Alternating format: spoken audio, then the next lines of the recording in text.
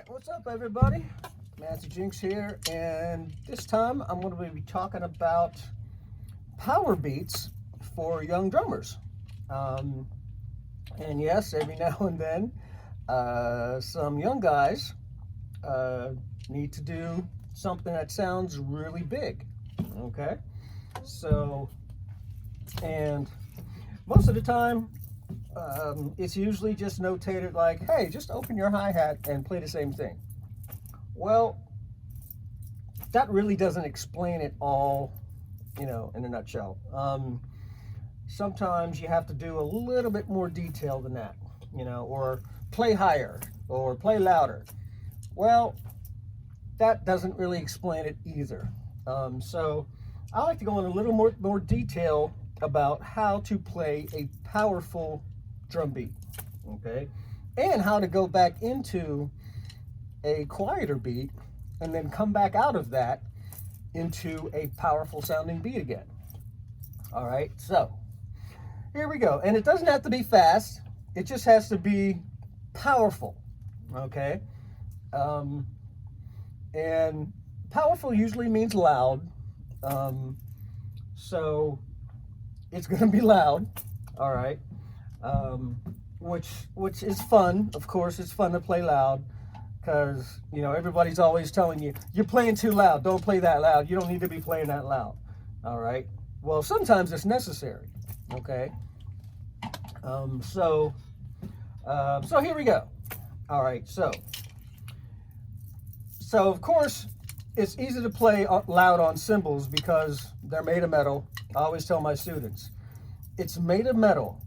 You don't have to hit it that hard for it to be loud, which is true, okay? It's made of metal, and especially Zeldin's, #1 cymbal maker on the planet, they're designed to be loud for the most part, all right? Of course, they have lines that are more, that are not as loud, but in general, cymbals are loud, all right? So, and so for drums though, in order for drums to be loud, you have to play into them, okay? Everybody thinks as long as you do this, your drums are going to be loud, wham, your drums are going to be loud.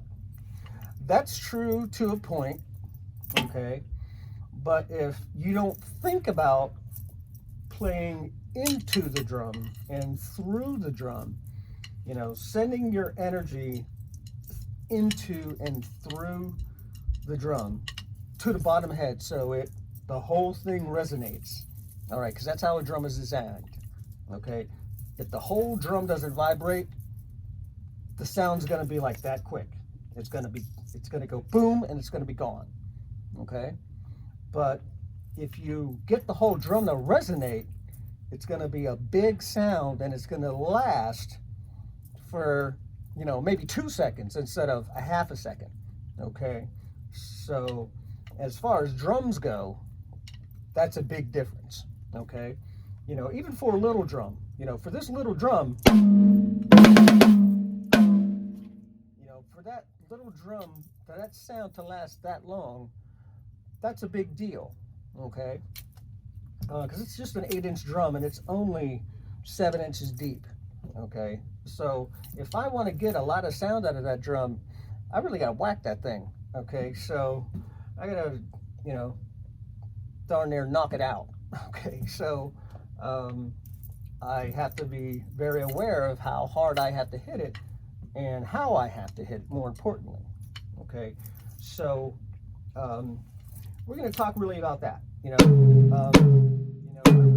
I really talk about technique to my students. So, you have to make sure that, right at the very end, right at the, you got to get the stick up in the air, of course, but right at the very end of your stroke, you got to make sure that you pull back, squeeze that back of that stick up into your hand and pop your wrist and then drive the stick into the drum. That's what gets the energy, all your energy that's coming down your muscles, down your arm, through that stick, into the tip, and makes that impact and energy go through to the bottom head and make that whole drum resonate. Okay? If you don't do that, all your energy stops at the top head, and you really only get maybe a quarter to maybe half of the drum to resonate. Okay?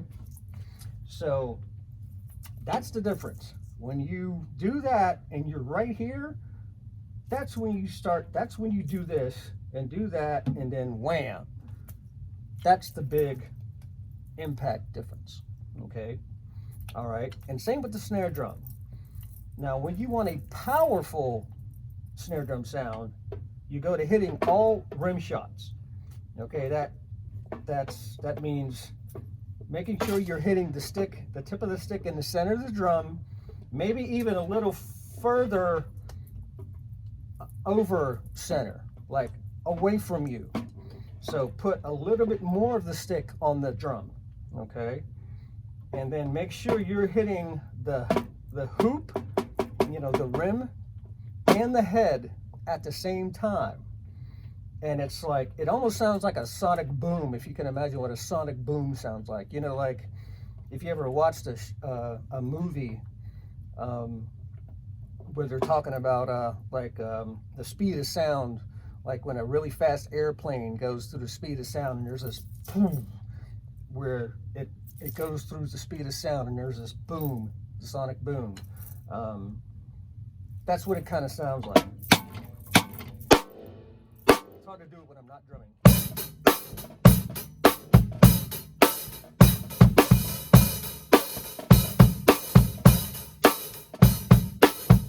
You know, as opposed to this. You know what?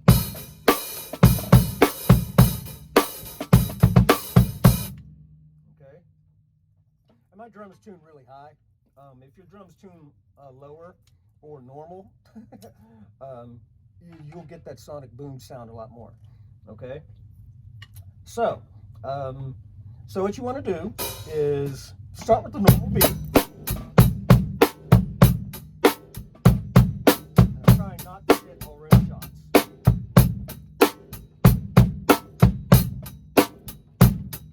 Notice I'm doing like accents on the downbeats, like kind of accent tap. 1 and 2 and 3 and 4 and 1.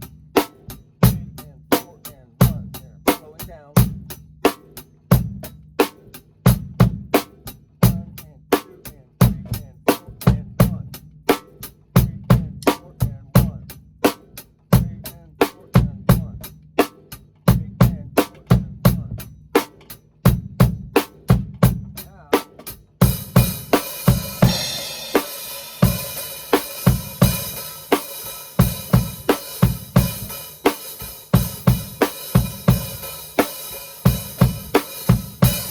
Now, as I'm playing this beat, I want you to try to look at my wrist and look at my fingers, how I'm snapping them up and kind of whipping the stick down into the snare drum.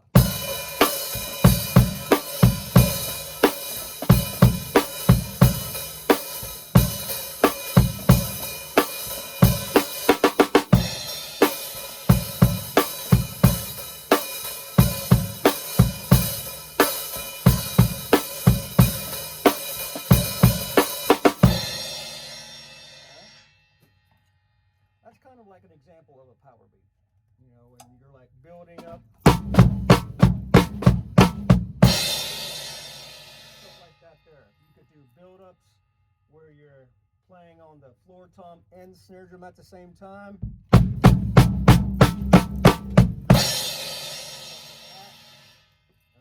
Accent tap. At the end is the loudest. The last note that you play here is your loudest note.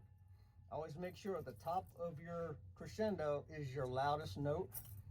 And you can use your bass drum for that last end of 4 and 1. And beat 1 has to be your loudest note because that's the beginning of your power beat. You know, and sometimes you can go to your hi-hat, open hi-hats, just really splashing and, you know, crashing like that.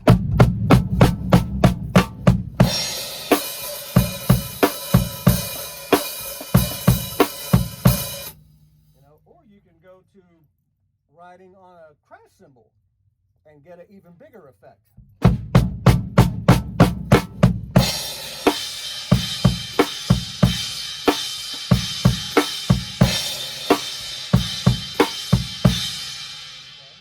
Now with the band all up and everybody's playing big and loud, that would sound really big, okay?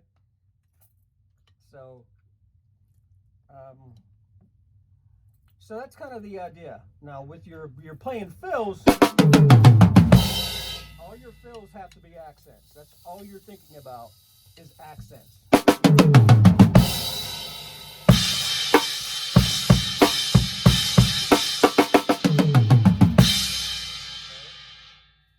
Now, did you see my drums like move when I did that?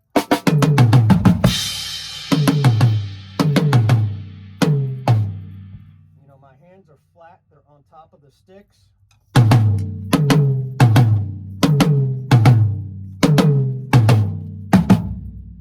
Everything is the same volume. I'm getting the same energy out of each stroke. Each hand is the same height. You know, each stick is going the same height. Each hand has the same energy. You know, it has to be that way because you're only doing 2 notes on each drum, and then you're going to the next drum.